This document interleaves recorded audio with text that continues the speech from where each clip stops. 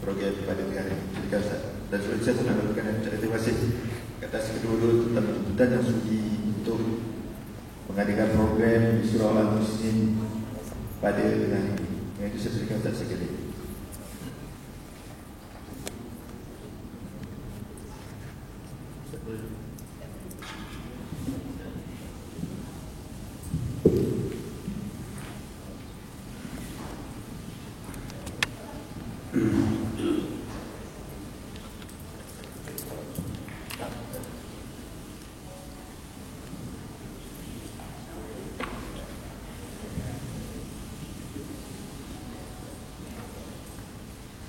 Bismillahirrahmanirrahim. Alhamdulillahi rabbil alamin wa bihi nasta'in. Wassalatu wassalamu ala sayyidina wa habibina wa syafi'ina wa dhufrina maulana Muhammadin amin wa ala alihi wa ashabihi wa azwajihi wa dhurriyyatihi wa man sara ala nahjihi ila yaumil la raiba fihi. Subhanaka la ilma lana illa ma 'allamtana innaka antal alimul hakim. Wa ba'd. Assalamualaikum warahmatullahi taala wabarakatuh. Terima kasih kepada Tuan Haji Zulkifli, seluruh jawatan kuasa surau, tuan-tuan dan puan-puan muslimin dan muslimat yang dirahmati oleh Allah Subhanahu wa taala sekalian. Alhamdulillah Allah Subhanahu wa taala mempertemukan kita pada tengah hari ini. Dan saya ingatlah mungkin dah dekat setahun kot dari terakhir saya datang ke surau ini. Dan alhamdulillah Allah Subhanahu wa taala temukan kita lagi sekali. Dan asalnya dalam jadual kita sebenarnya pada hari ini saya bersama dengan Eliza Helmi, tapi Eliza tak dapat datang. Yang confirm kat depan ni bukan Eliza lah. Tengok mata tak bulat macam Eliza tu bukan tu. Dan saya pun tak tahu kata saya nak kena jadi pengurusi sekali kan. Ingat kau ada berita lain. Jadi tak apalah. Patutnya ingat bila Eliza tak datang kita saya ceramah dah hari ni. Tapi alhamdulillah ada gantinya yang tak kurang hebatnya insya-Allah, Cik Salimah Habibie insya-Allah. Dan kita berada pada hari ini pada tempoh dalam musim Mal Hijrah. Cerita Mal Hijrah je sekarang ni tiada hari kan. Saya ceramah 2-3 malam ni pun semua masjid jemput untuk Mal Hijrah. Dan sampailah ke hari Selasa ni insya-Allah, hari Isnin malam Selasa kita akan bertemu dengan malam 1 Muharram insya-Allah. Semua kita tahu benda tu, well aware. Lagi-lagi pasal 1 Muharram tu cuti. Oleh kerana cuti lagilah kita tahu kan. 10 Muharram tak ingat sebab tak cuti kan. 1 Muharram insya-Allah kita semua ingat. Jadi dah dalam tempoh hijrah ini, dalam tempoh Ma'rif Hijrah ni memang cerita dan topik-topik kita lebih kepada Ma'rif Hijrah. Mudah-mudahan insya-Allah hari ini kita akan bincang juga dari beberapa sudut berkaitan dengan hijrah daripada pandangan Islam. Mudah-mudahan saya pada hari ini saya tak ada niat langsung nak cerita pasal hijrah Nabi SAW dari sudut ceritanya. Sebab kalau dari sudut ceritanya insya-Allah tuan-tuan dan puan-puan semuanya tahu belaka. Dan mudah-mudahan tuan-tuan dan puan-puan pun dah cerita pada anak-anak masing-masing pun insya-Allah. Kan mudah-mudahan begitulah sebab saya yakin tuan-tuan dan puan-puan memang jenis cerita pasal sahabat, pasal Nabi kat anak-anak kan. Tak adalah biarkan benten ke apa-apa yang cerita kat anak-anak tu. Jadi insya-Allah kita memang cerita. Cuma sejauh mana kita cerita tu Allah alam lah. Kan ada yang kata ya Ustaz memang nak cerita tapi cerita saya ni 5 minit je habis dah. Kan. Pasal apa poin dia pendek je. Dia tahu Nabi hijrah dengan Sayyidina Abu Bakar daripada Mekah ke Madinah. Orang kafir nak bunuh dia apa? Sampai kat Madinah orang nyanyi tolak al-badru alaina. Kan. Itu dia tahu. Jadi memanglah 2 minit habis kan. Anak tu pun terkebir-kebir lagi bah. Kan tak tahu nak jawab apa lagi. Tak tahu nak cerita apa lagi. Jadi mudah-mudahan cerita-cerita tu sebenarnya kita boleh baca sendiri lah. Kita boleh balik ke rumah nanti atau bila-bila lah Google pun ada, internet pun ada kan. Carilah sendiri kisah-kisah berkaitan hijrah Nabi SAW. Tapi tentu sekali yang lebih penting lagi daripada itu adalah bagaimana kita ambil pengajaran dan kita ambil iktibar untuk hayat kita atau kehidupan kita pada hari ini insya-Allah. Jadi Salimah nak cakap apa ni? Ketawa dia buat apa kita tak apalah saya terus bagi pada Salimah dia nak cakap benda pun suka dia lah ya, saya pun tak tahu nak cakap apa. Nak tanya soalan pelik-pelik kan kejap lagi tak terjawab. Sila. Bismillahirrahmanirrahim. Alhamdulillah wassalatu wassalamu ala asyrafil anbiya'i wal mursalin wa ala alihi washabbihi ajma'in. Rabbi shrah li sadri wa yassir li amri wahlul 'uqdatam min lisani yafqahu qawli. Amma ba'd. Assalamualaikum warahmatullahi wabarakatuh. Saya Salimah Habibi. Asalnya daripada program reality TV.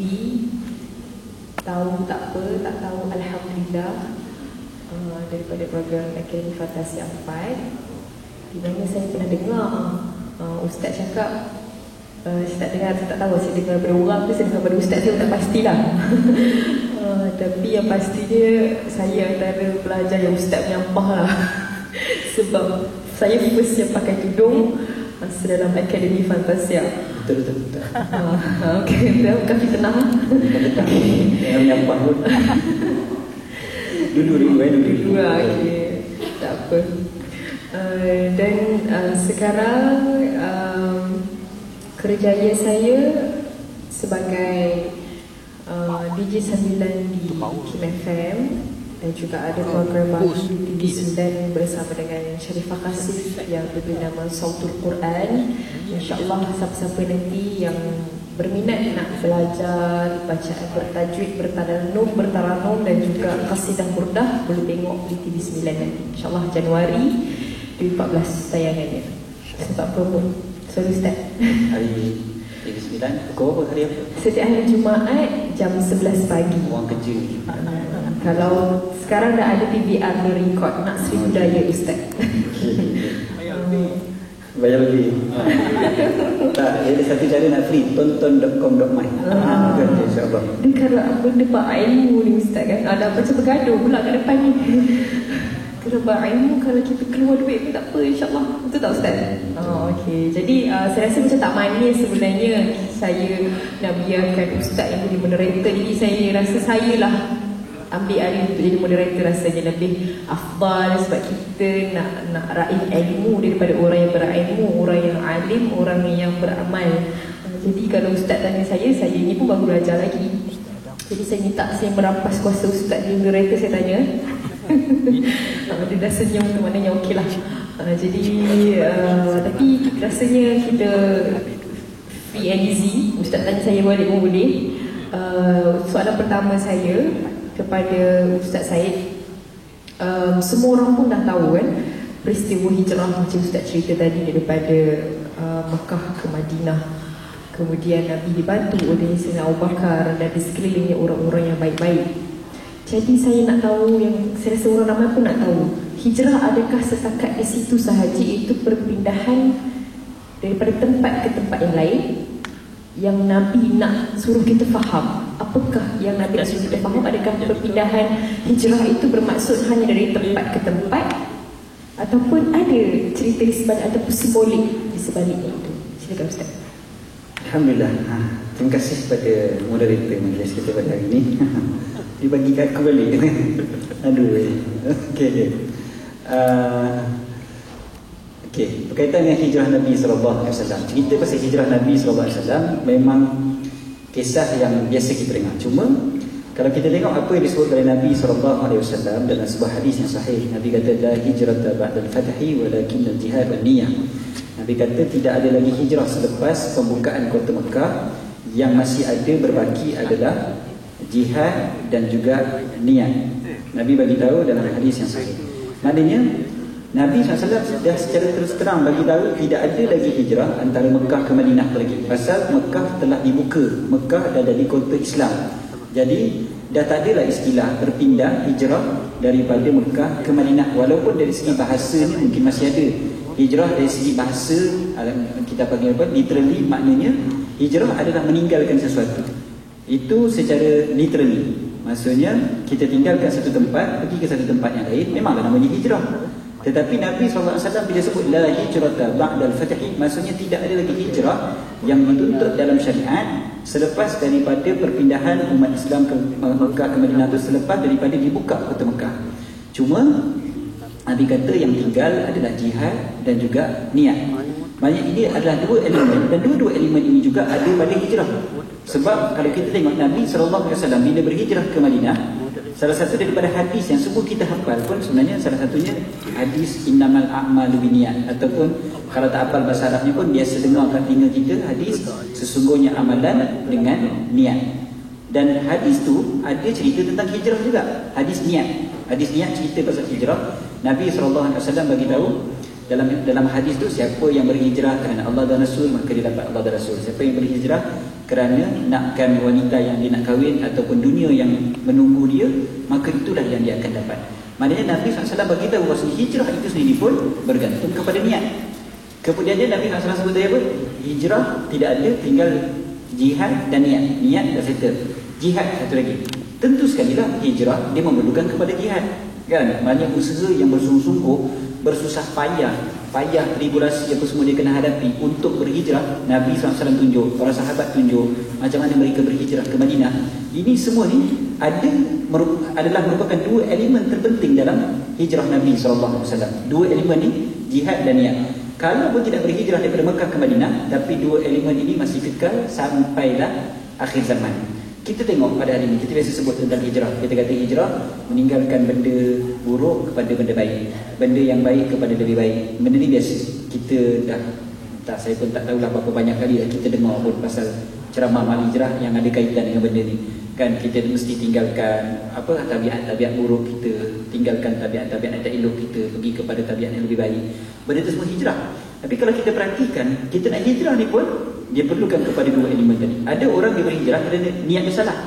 Contoh, dia tak merokok. Kawan saya seorang, dia berhenti merokok sebab bercinta dengan seorang gadis yang tak suka dia merokok, contohnya. Jadi bila dia tinggalkan isap rokok, saya tanya dia, saya kata, kalau kamu clash dengan makmur kamu ni macam mana? Dia budak muda dia. Saya kata, kalau kamu clash dengan makmur kamu ni macam mana? Dia kata, Ustaz, saya tanya macam mana? Isap rokok balik? Dia kata, Ustaz, bukan kata isap rokok, hilang rokok saya buka, Ustaz. Dia kata gitu. Sebab ni memang cerita betul. Sebab bagi dia, niat dia tak adalah kerana wanita tersebut, kan? Jadi bila dia tak dapat, maka habislah dia punya hijrah tadi. Hijrah niat, yang kedua dia jihad. Memang susah kita nak meninggalkan satu tabiat yang dah lama kita buat.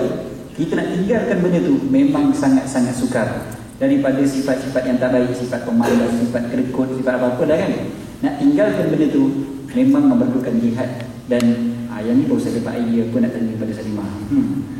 Ingat hadis Nabi SAW ni, cerita pasal niat hijrah dan juga jihad, bersusah payah ketika berhijrah. Saya nak tanya balik pada Salimah lah, senang, kan? Memang betul saya itu menyampah tengok dia dekat kami Fantasia tu. Sebab bagi saya menghina image orang yang bertudung, dia kata, kan? Orang yang bertudung lepas tu terkinja-kinja atas pentas. Minta maaf lah. Disebut pula benda lama, kan? Okey. Jadi, tapi dia dah berhijrah, kan? Eloknya tak payah sebut benda-benda lama ni, tak apalah, tersebut, minta maaf. Okey. Jadi, bila dah berhijrah, hijrah ni dia memerlukan kepada niat, yang keduanya memerlukan kepada jihad. Saya nak tanya dua-dua soalan yang serentak. Niat apa sebenarnya Salimah berubah kot bercinta dengan orang ke, kan? Tiba-tiba berubah macam saya sebut tadi, kan? Dan juga jihad, kesusah payahan bila berubah. Ke rasa senang dia berubah, dia tak ada benda pun, relax, kan? Sama je macam dulu contohnya, kan? Tak mungkin, dia mesti ada kesusahan. Dua benda ni kot, saya bagi masa kepada, saya jadi moderator balik, kan? Ambil kau cecah bergulnya forum ni, kan? Saya pula bagi masa kepada dia. Sila jawab dalam tempoh tak sampai 10 minit, insyaAllah. Kurang lebih 10 minit. Okay, insyaAllah. Bismillahirrahmanirrahim. Pula paku tu keras pula, ya? Baiklah.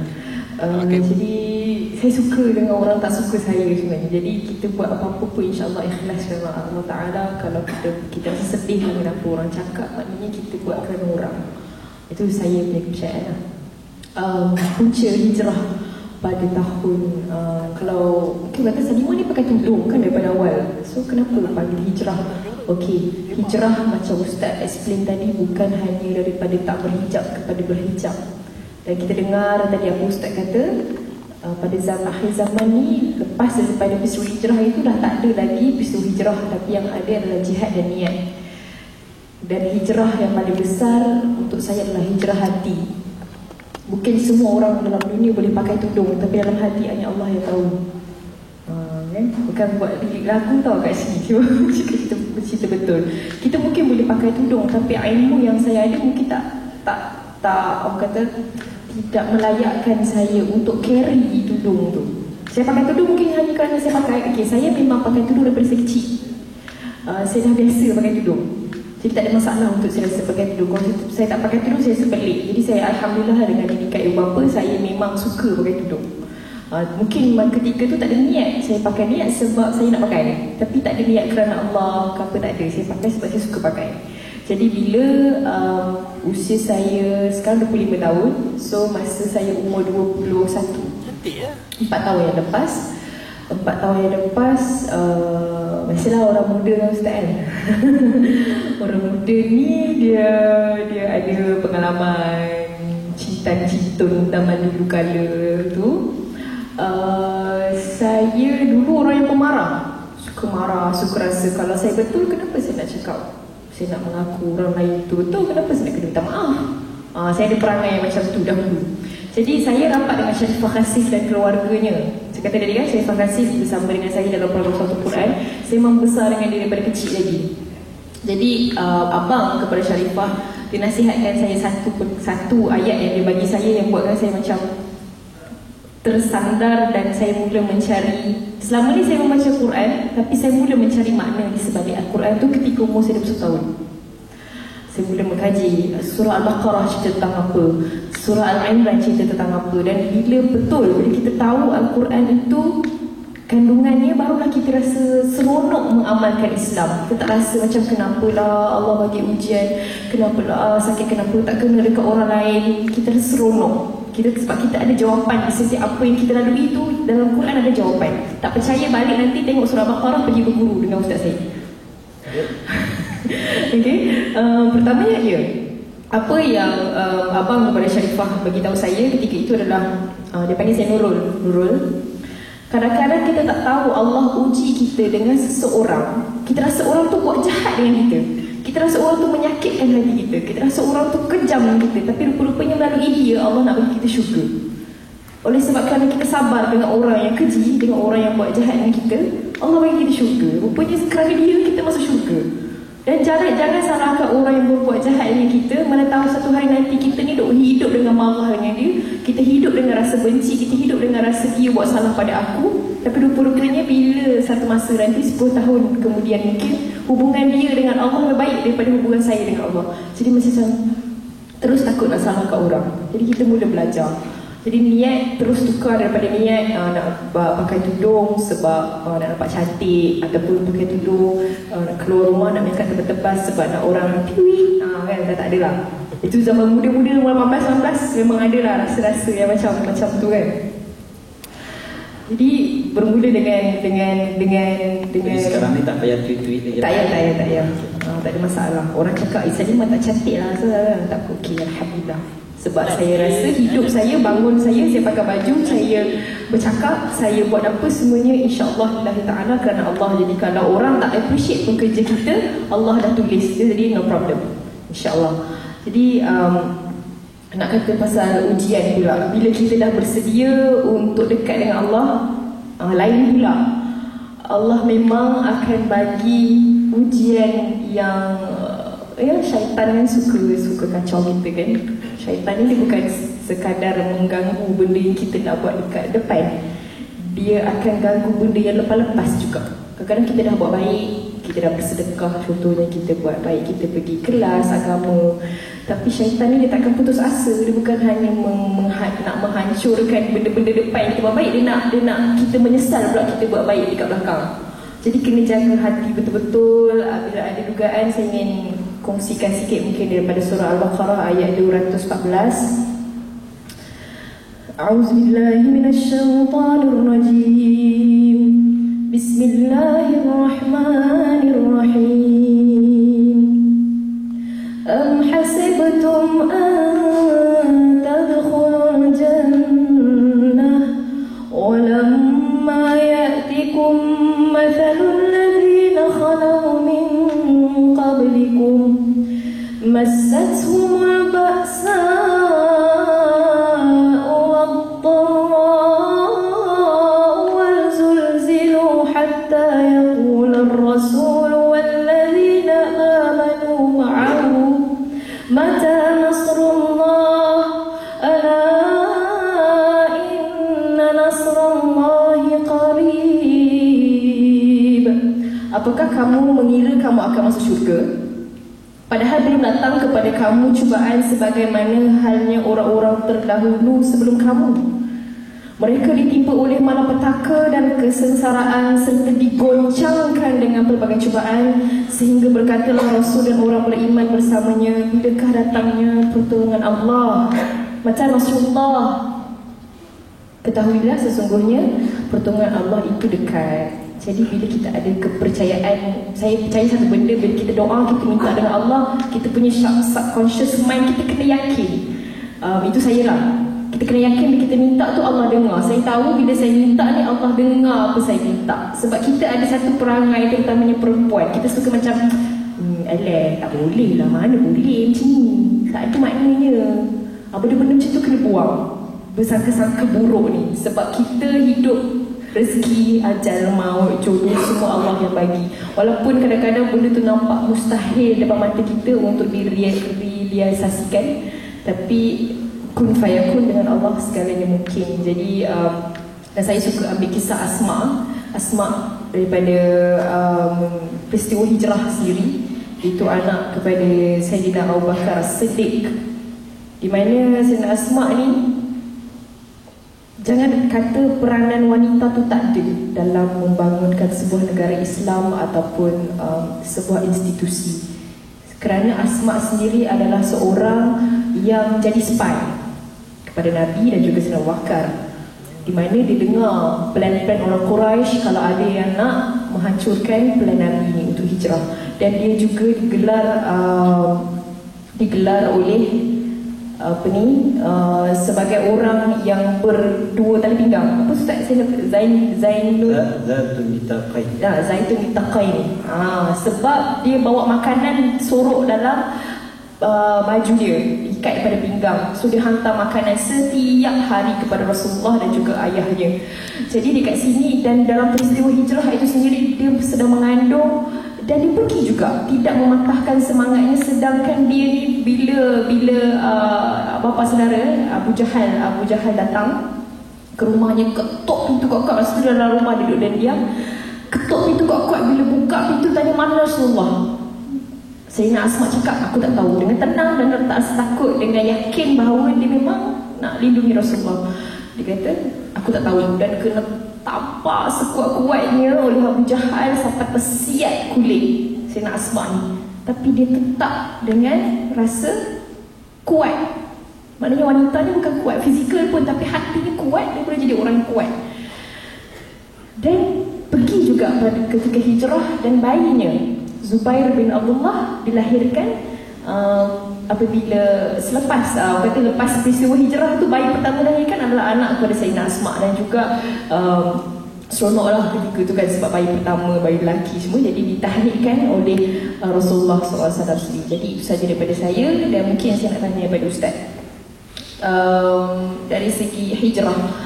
Hari ni sekarang kita dah cakap tentang hijrah hati dah tak masuk dah hijrah. Macam mana untuk kita istiqamah? Sebab hidayah tu dia bukan datang dan kalau kita asyik bergantung pada hidayah yang pertama tu, kita mungkin akan rasa hilang nikmat ataupun kemanisan untuk melakukan ibadah. Jadi ada tak yang Rasulullah ajar supaya kita sentiasa teguh dalam apa yang kita buat?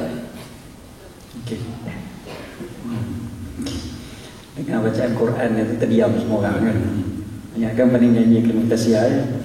Okey, jadi bila kita sebut tentang cabaran dan ujian yang diterima, sebenarnya konsep ujian je. Hanya semua orang ada ujian. Semua orang akan menghadapi cabaran daripada Allah SWT, ujian daripada Allah. Dan Allah Ta'ala bagi contoh terhadap umat-umat yang terdahulu tu, bagaimana mereka digoncangkan, sampai Nabi dan para sahabat pun tanya bila datangnya pertolongan Allah. Tu Nabi pun sampai tanya bila pertolongan Allah akan datang.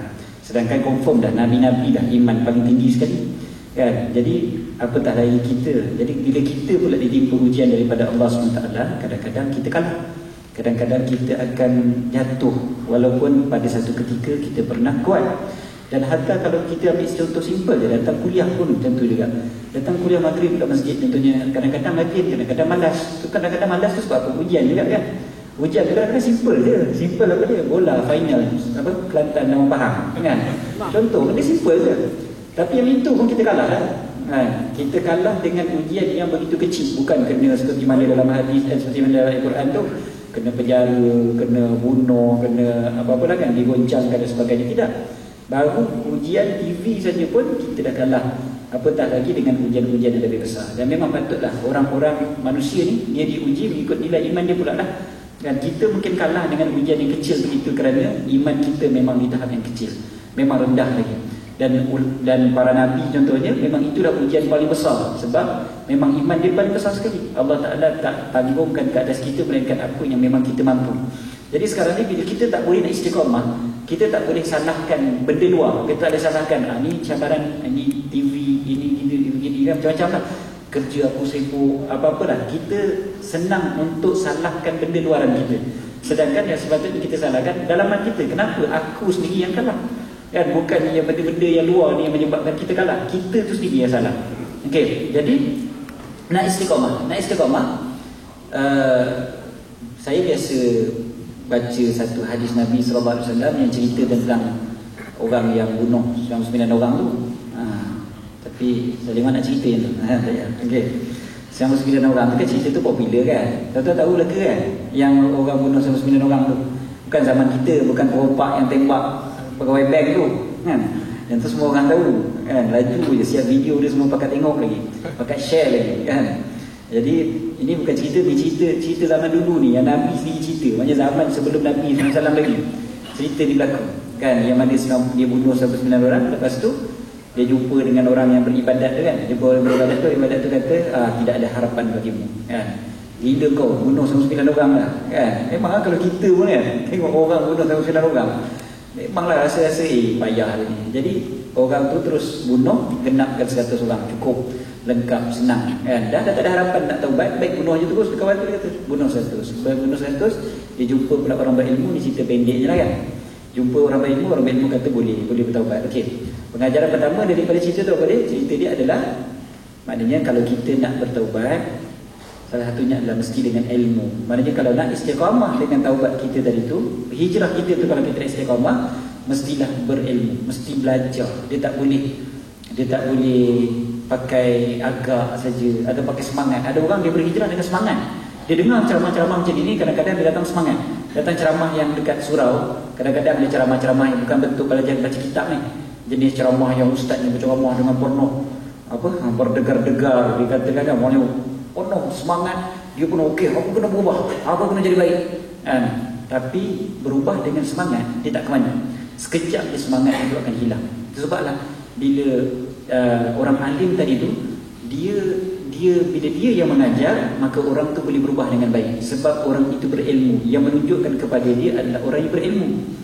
Yang keduanya adalah cara nak istiqamah tadi, berkawan dengan orang yang baik. Sebablah orang alim tadi kata, kau pergi ke kampung sana banyak orang baik, kampung sana banyak orang saleh, kau kena pergi ke sana.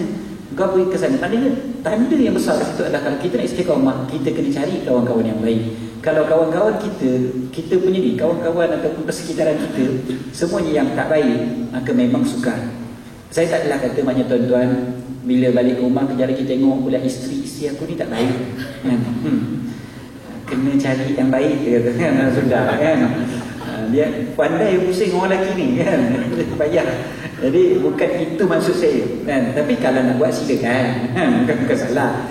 Tapi bukan tinggalkan sebab kerja suami itu mestilah patutnya dia lah yang memperbaiki. Cuma memang kita punya keliling ni memang dia akan memberi kesan, aura tu memang ada kan. Siapa yang nak buat jahat, siapa yang nak buat baik, memang dia tengok kepada kawan dia. Sebab Nabi SAW begitu, almar'u ala dini khalili, seseorang berdasarkan kepada agama teman rapatnya. Falyanzur ahadukum may yukhalil, maka seseorang daripada kamu perhatikanlah dengan siapa dia berkawan rapat. Tengok dulu. Setuju. Mudah-mudahan dapat suami soleh insya-Allah. Okey. Jadi bila kita tengok apa yang disebutkan oleh Nabi SAW dalam cerita tu, sebenarnya itu adalah kisah bagaimana nak